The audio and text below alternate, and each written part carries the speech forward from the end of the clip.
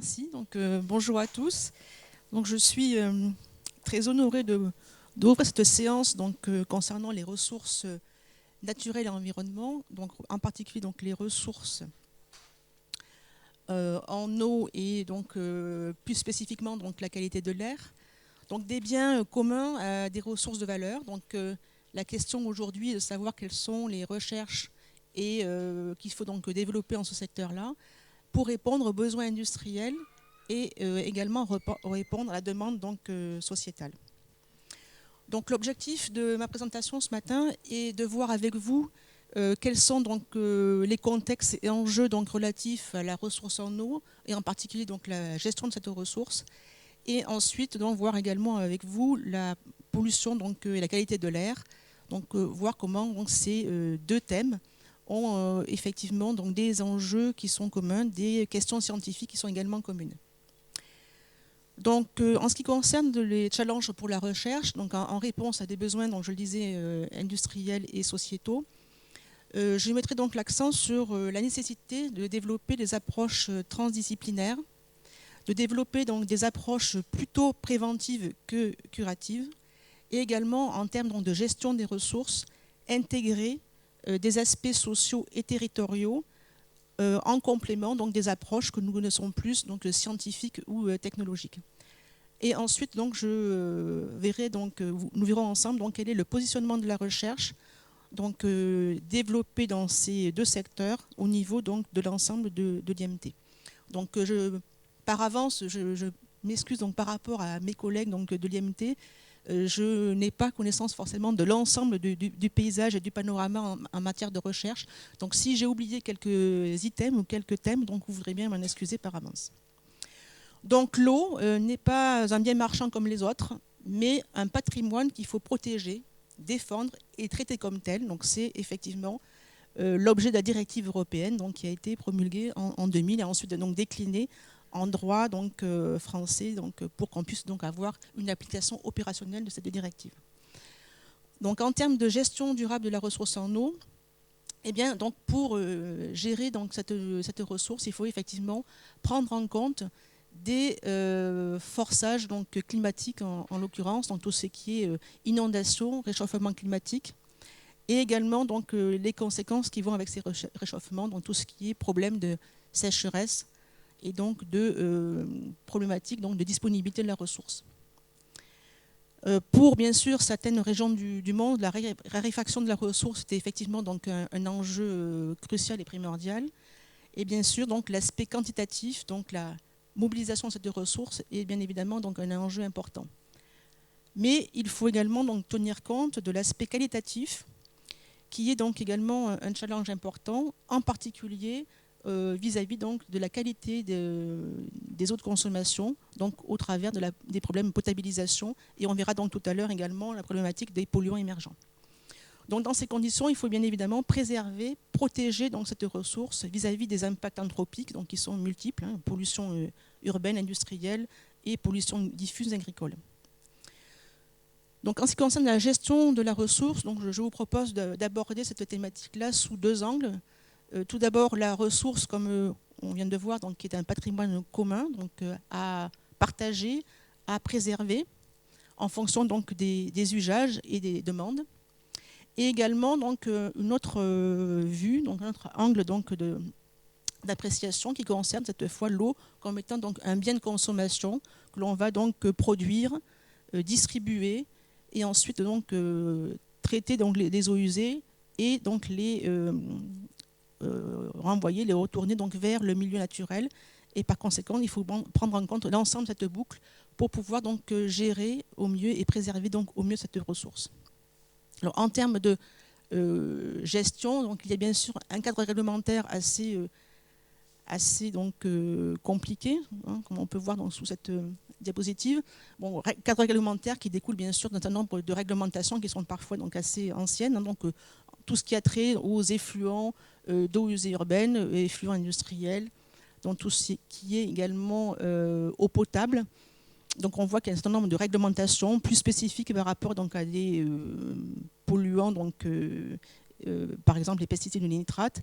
Et enfin la directive européenne qui, donc, on vient de le voir, a pour objectif plus donc, de préserver les ressources, donc étudier l'évolution des masses d'eau en fonction de critères de qualité, donc qualité chimique, mais également en fonction de critères écologiques. Donc, et c'est donc un des enjeux de la directive cadre, de pouvoir donc, sur le long terme préserver ces ressources.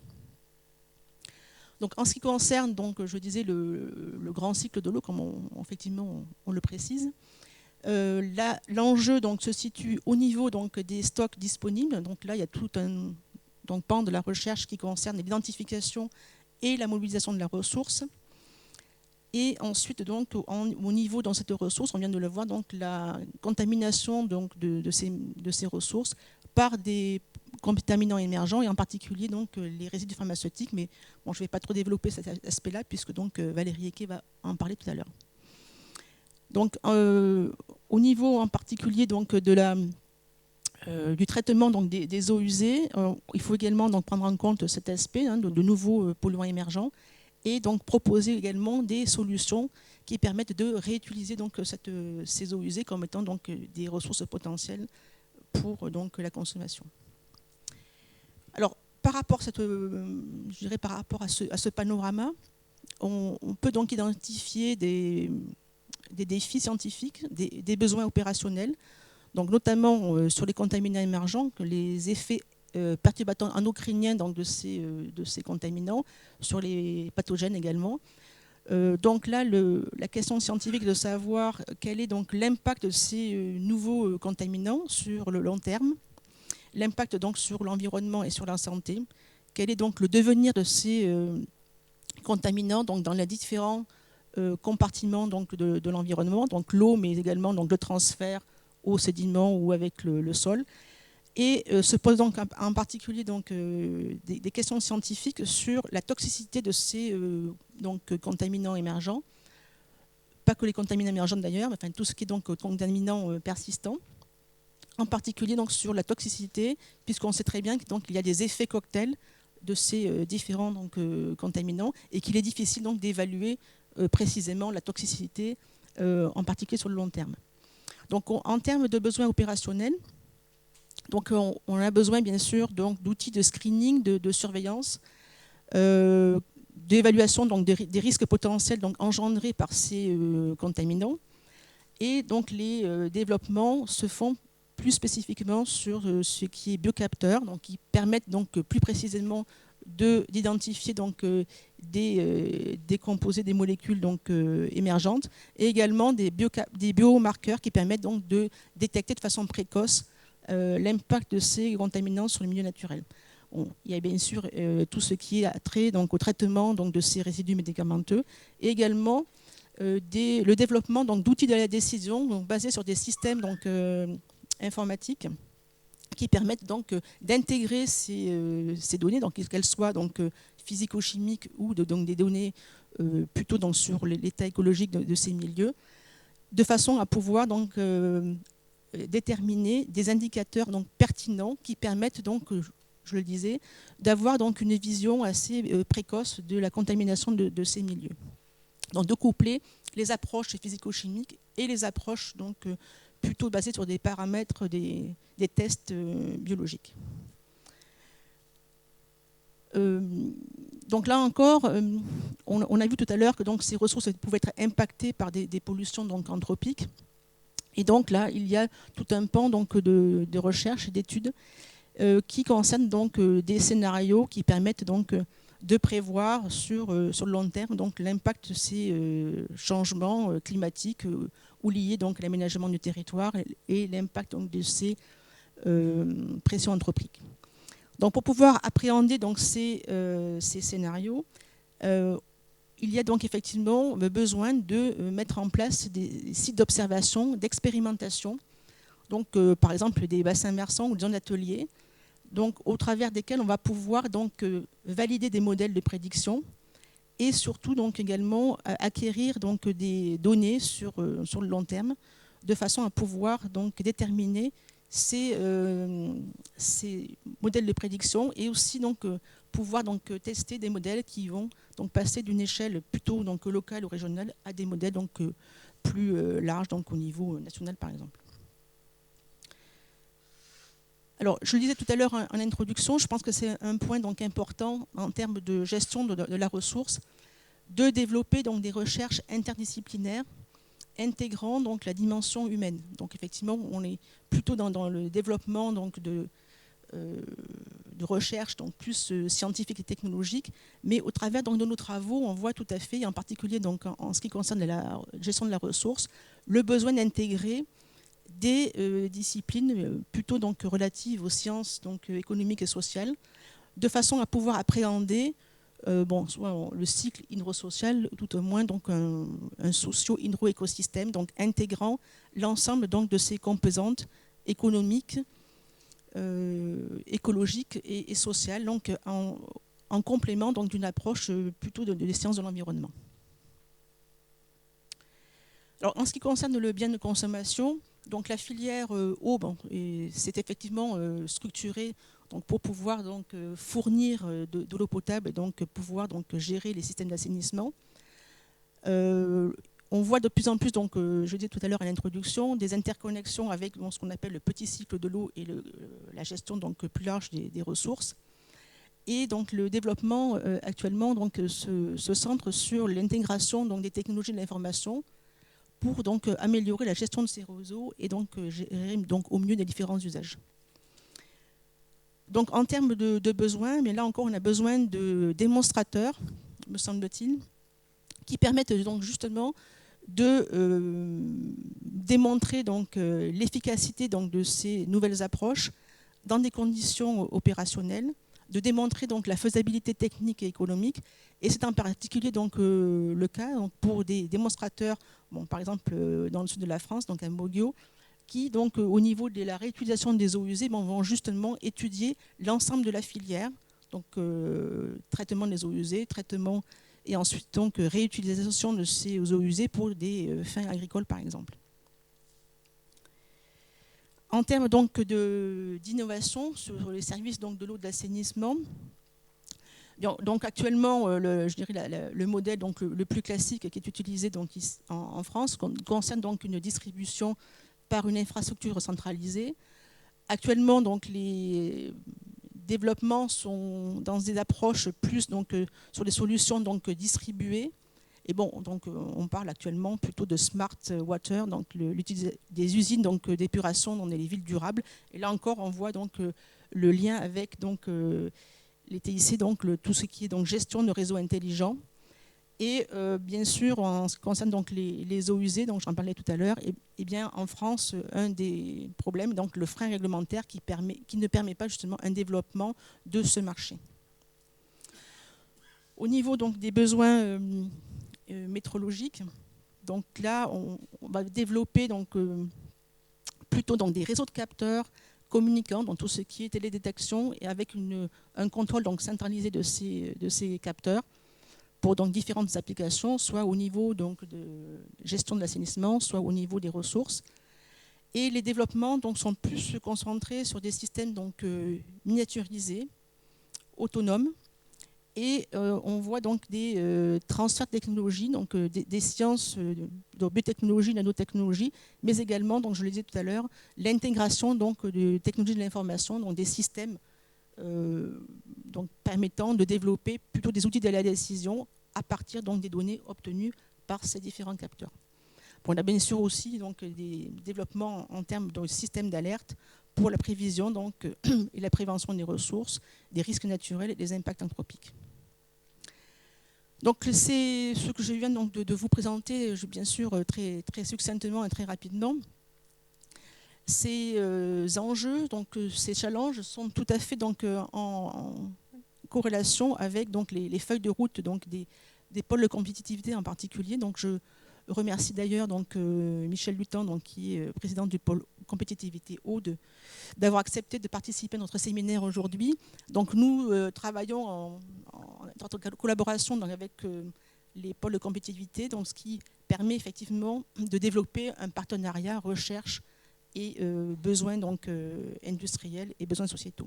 Bon, il y a un certain nombre d'organismes qui justement donc, traitent de ces aspects de gestion de la ressource, dont le réseau Aquaref, et également donc, des chaires industrielles qui donc ont un focus sur des points plus spécifiques, donc, comme par exemple la chaire donc, Veolia, polluants émergents, ou donc des chaires également industrielles qui vont plus donc, se focaliser sur l'évaluation donc, environnementale.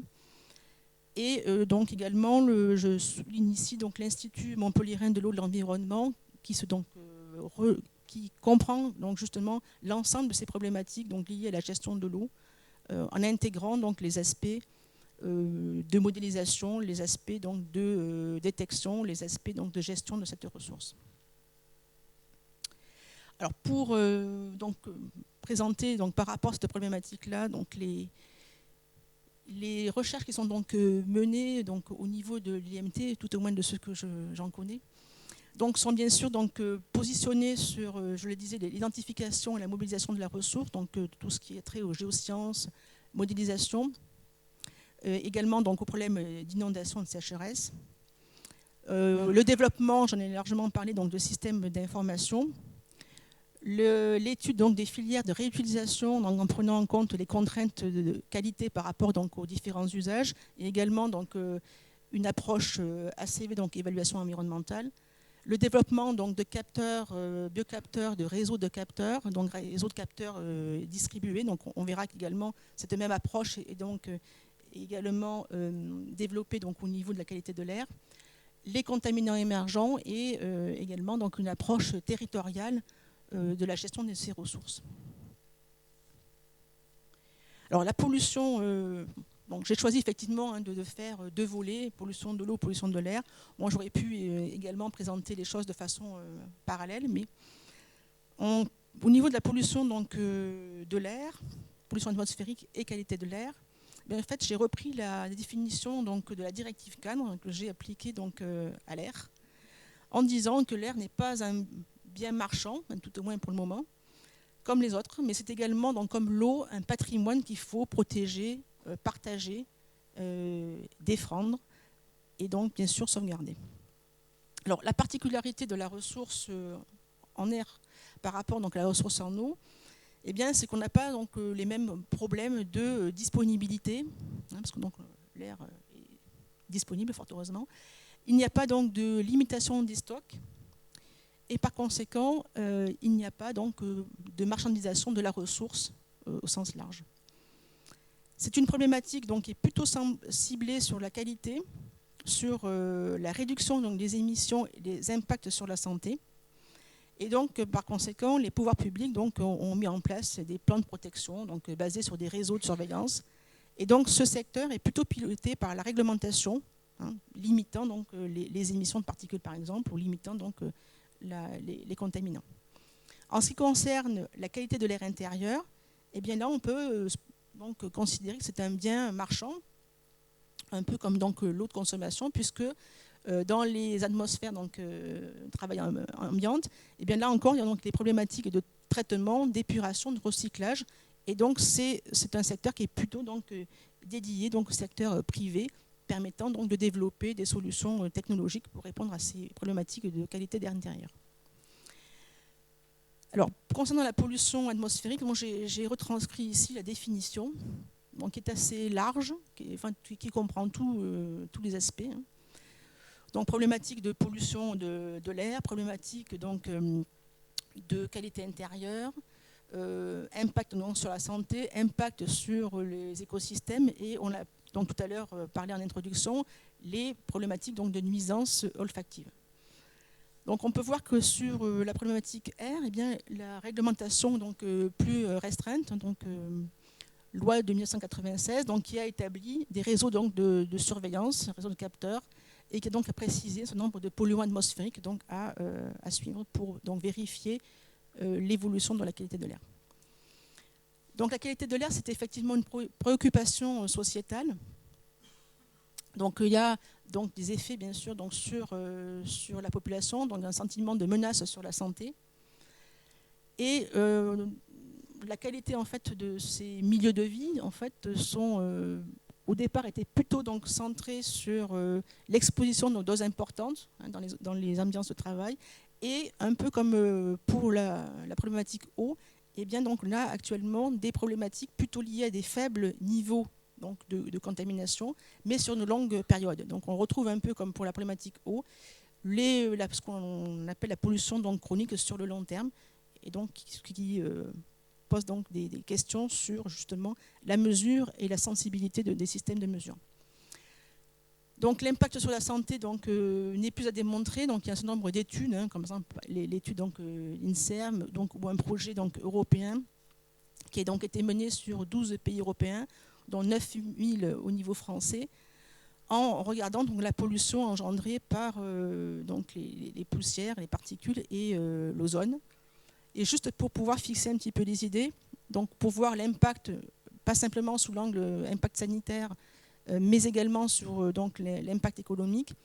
Juste à titre d'exemple, si par exemple on respectait donc les concentrations moyennes en ce qui concerne les particules inférieures à 2,5 microns, si on respectait donc la valeur guide de l'OMS, eh bien on aurait donc une diminution des décès, 3 000 par an, et donc ce qui donne un bénéfice économique de 5 millions d'euros par an. Alors, je ne vais pas développer l'ensemble de ces aspects économiques, mais simplement pour fixer les idées. Et surtout pour dire que dans ce contexte-là, il faut effectivement trouver des solutions qui permettent de minimiser l'impact de ces pollutions sur notre santé et bien sûr sur l'environnement. Donc c'est effectivement une problématique complexe, exactement comme pour la problématique eau. On se retrouve avec une multiplicité de polluants qu'il faut bien sûr suivre et détecter, et également une multiplicité des sources de pollution. Donc dans ce contexte, l'objectif est de minimiser l'impact de ces polluants en satisfaisant bien sûr des critères de qualité. Donc dans ce domaine-là, comme dans le domaine de l'eau, eh bien, il faut développer une approche transdisciplinaire. Et comme pour le domaine de l'eau, on peut cibler 3 étapes clés. On l'a vu, mesurer dans tout ce qui est diagnostic, suivi de la pollution, donc développement de capteurs, développement de réseaux de capteurs. Une deuxième étape qui concerne l'action à la source, donc le traitement de ces émissions. Donc là, on va avoir un développement de traitement, de procédés. Et ensuite, l'évaluation de l'impact. Donc ici, l'impact sanitaire, donc l'impact au niveau des nuisances olfactives. Tout comme pour la ressource en eau, on va étudier l'impact des contaminants sur la ressource et sur la santé. Les secteurs concernés dans le domaine de l'air, c'est la qualité de l'air intérieur, on l'a vu, les émissions gazeuses au niveau des différents sites industriels, mais pas simplement, au niveau également secteur agroalimentaire, au niveau également tout ce qui a trait à la gestion des déchets. Et on va développer des solutions qui sont adaptées à chacun de ces secteurs et bien sûr qui seront adaptées en fonction des besoins opérationnels. Donc en conclusion de cette présentation, eh bien, je dirais que ce soit pour la ressource en eau ou la ressource en air, eh bien, on a besoin de qualifier l'état des milieux et des ressources, donc développement de capteurs, réseaux de capteurs, également approche d'une distribution spatiale de ces capteurs, de façon à pouvoir identifier les sources de pollution. Également des besoins de modélisation, modéliser pour comprendre, modéliser pour prévoir, au niveau des autres systèmes pour l'eau, au niveau des sites industriels pour pouvoir déterminer la dispersion de ces polluants. Et également une approche au niveau territoire pour pouvoir bien apprécier l'impact de ces contaminations, de ces polluants sur les territoires où se trouvent bien sûr différents acteurs. Réduire les impacts et proposer des solutions de remédiation, tout ce qui est traitement, filière de traitement, tout ce qui est recyclage, également économie circulaire. Et je le disais en introduction, il me semble que c'est important de prendre en compte les facteurs socio-économiques, tout ce qui a trait à l'acceptabilité sociale, et l'approche là encore territoriale en regardant l'interaction entre les différents acteurs sur le territoire. Une approche transdisciplinaire pour éviter, réduire les impacts, réhabiliter les milieux et bien sûr s'adapter aux nouvelles contraintes, qu'elles soient réglementaires, qu'elles soient sociales ou climatiques. pour finir, donc, je voudrais remercier Jean-Louis Fanlot, donc, du centre LGI de l'École des Mines d'Alès, qui m'a donc aidé à préparer cette présentation, cette conférence sur la partie qualité de l'air, puisque moi je suis plutôt dans la partie donc, gestion des ressources en eau. Voilà. Donc c'est une présentation avec donc, nos 2 compétences. Merci.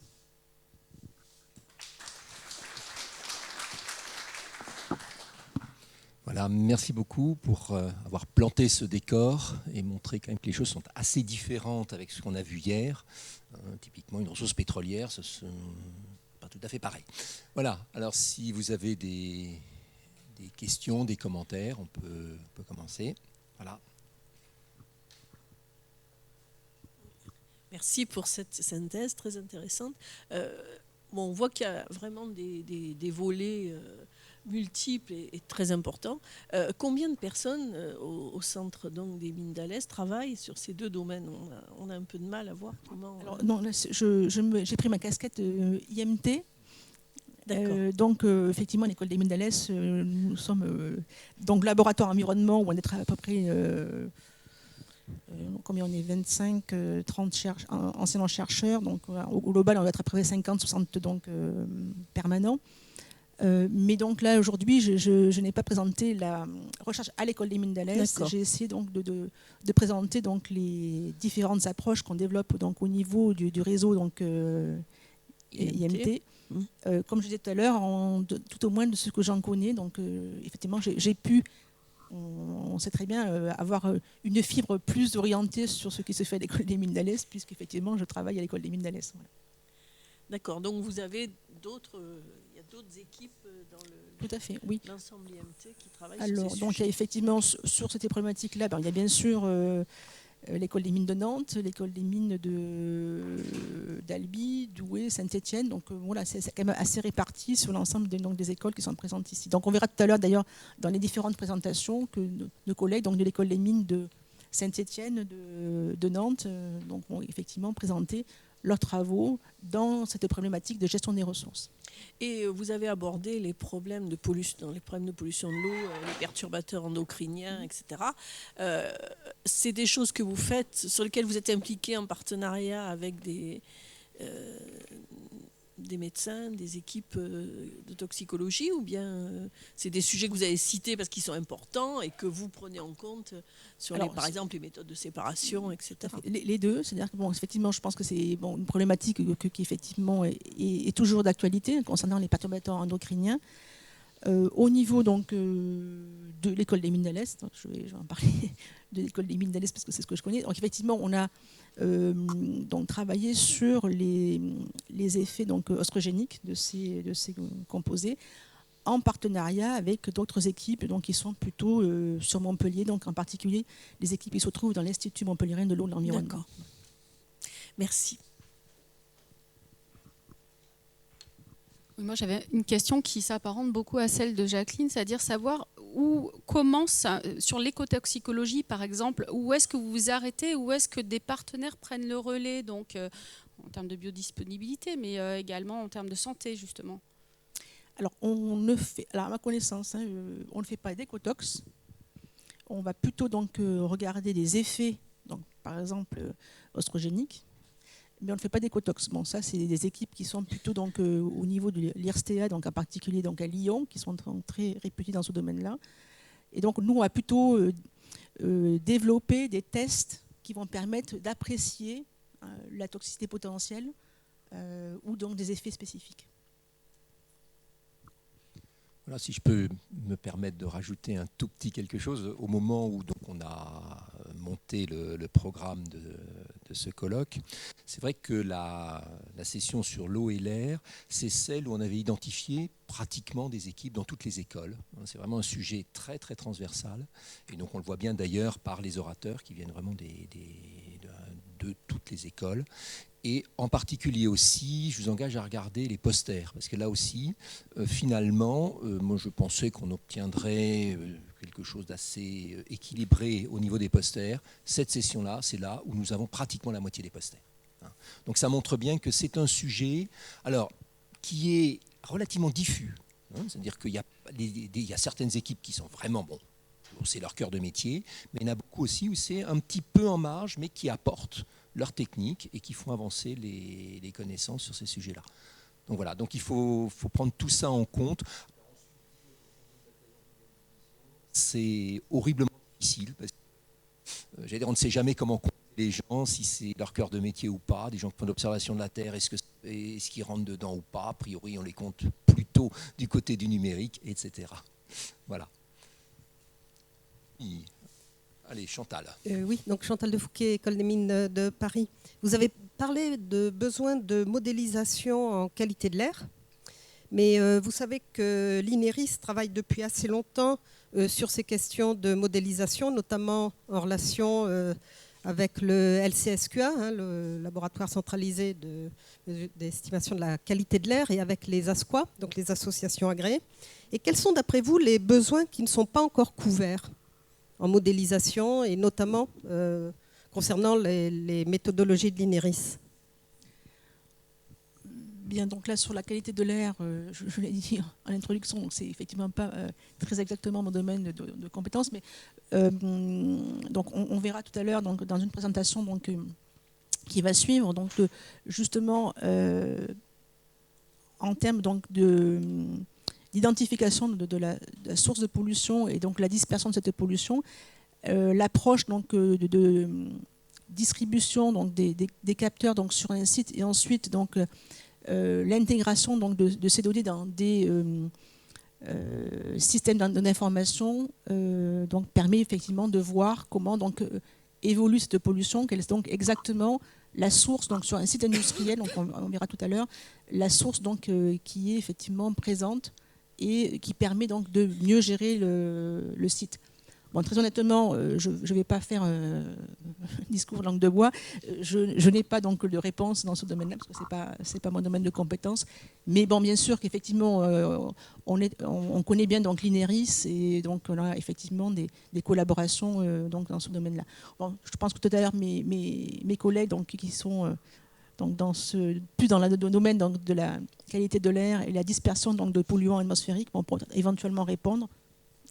Donc je préfère ne pas donc chercher des réponses Okay. Je crois que Didier avait une question. et rester donc honnête dans mon approche. Catherine, merci pour cette revue introductive. Je trouve que c'est super intéressant. Je voulais avoir ton sentiment et celui de Jean-Louis sur les efforts de recherche à fournir concernant deux caractéristiques importantes, et c'est valable pour l'air et l'eau, donc soit l'aspect diffus, soit l'aspect ponctuel des processus de pollution, où l'effort de recherche donc, doit le plus se concentrer sur l'un, sur l'autre, sur les deux. Oui. Donc effectivement, on a pu le voir, la dispersion donc, des polluants donc, au niveau de l'eau, c'est effectivement tout ce qui a trait à la diffusion donc, de la pollution agricole. Donc également donc, au niveau de la pollution de l'air, donc la dispersion donc, de ces polluants, les difficultés d'identifier donc, les sources de pollution.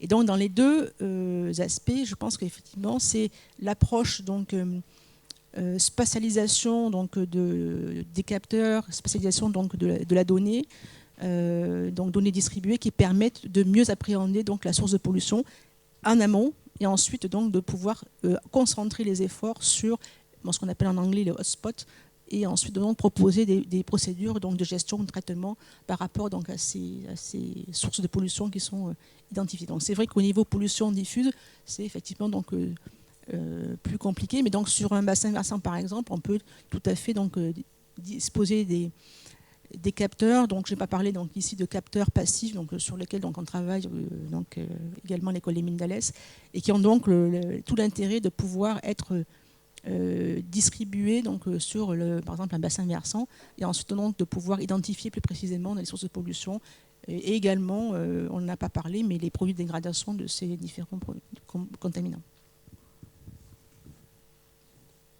Bien, une dernière question. Oui.